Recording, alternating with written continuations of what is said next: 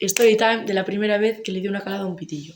Todo remonta a un viernes por la tarde. Estaba yo en mi casa y me dice una amiga, bajas. Y le digo, venga, bajo. Entonces estaban hablando todos en corrillo de lo guay que era fumar. Y dije yo, sí, es muy guay. ¿De qué va esta señora? Pues que yo soy una macarra.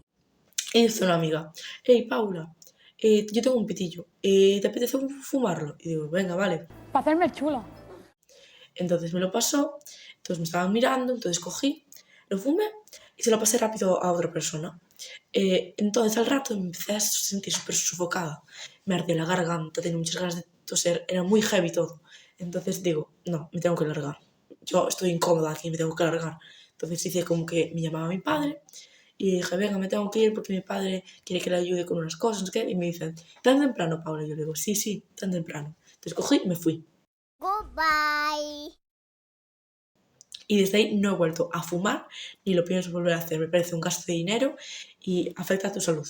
Y mi conclusión de esta historia es que no hagáis nada por presión social, hacerlo porque vosotros queréis, no. No eres ni más guay ni menos guay por fumar o dejar de fumar.